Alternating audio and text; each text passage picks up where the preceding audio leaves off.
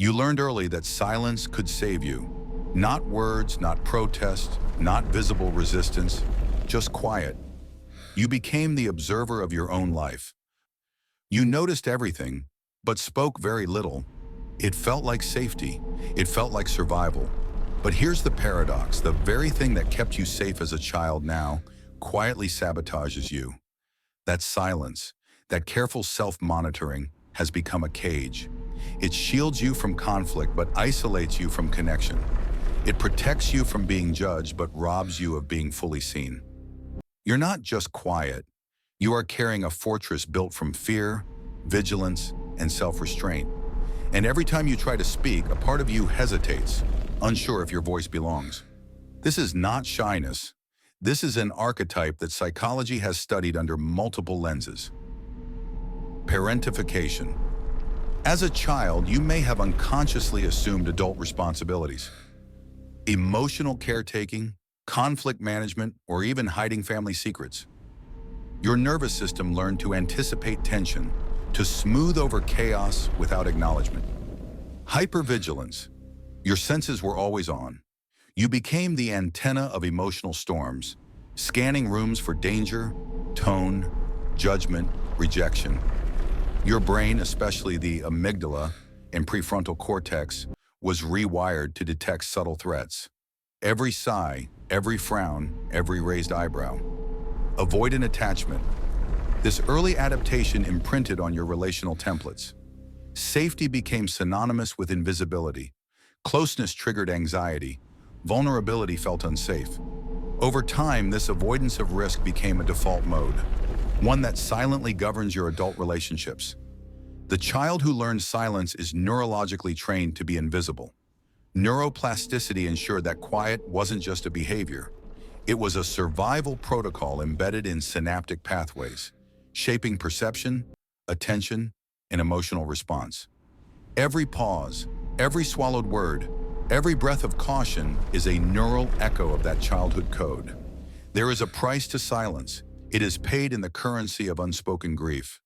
Every moment of self-erasure, every compromise of authenticity weighs on your spirit. The philosopher Søren Kierkegaard once wrote about despair as the sickness unto death. A despair not of obvious suffering, but of unclaimed selfhood. That is the shadow carried by the child who learned silence. You sacrificed being known to belong. You traded emotional risk for temporary safety. You became a master at observation, but a stranger to expression.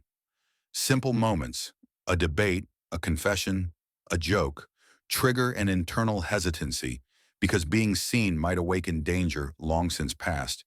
And yet the world sees you as calm, collected, maybe even composed.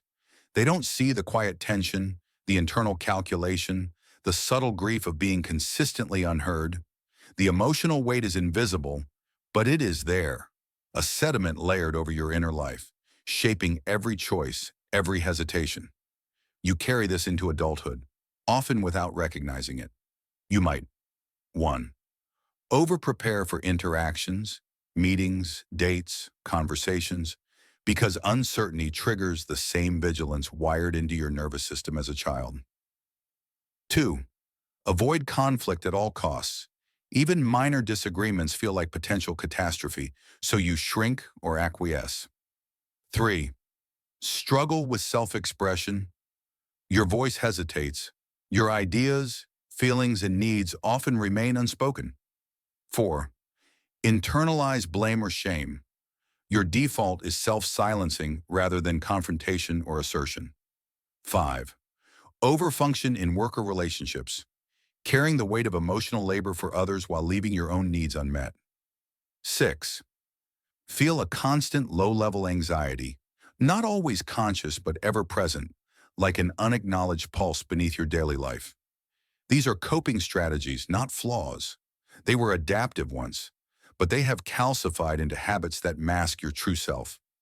Recognizing them is the first step, witnessing the pattern without judgment, acknowledging that you are not inherently flawed, but structurally conditioned to survive in a certain way, is liberating. Healing begins with witnessing. It starts by addressing the quiet child inside you. The one who learned silence, not because she wanted to, but because she had to. Inner child reparenting, telling that child she was brave, that her instincts were protective, that she can now rest, is foundational.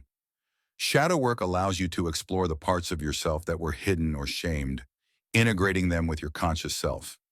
You can practice choosing softness over armor, vulnerability over vigilance. Begin with small expressions of voice, one honest conversation, one boundary, one personal truth shared. Slowly, your nervous system rewires. The amygdala no longer rings alarms at harmless exposure. The prefrontal cortex learns that your voice is safe, even welcome. As Carl Jung once said, I am not what happened to me, I am what I choose to become.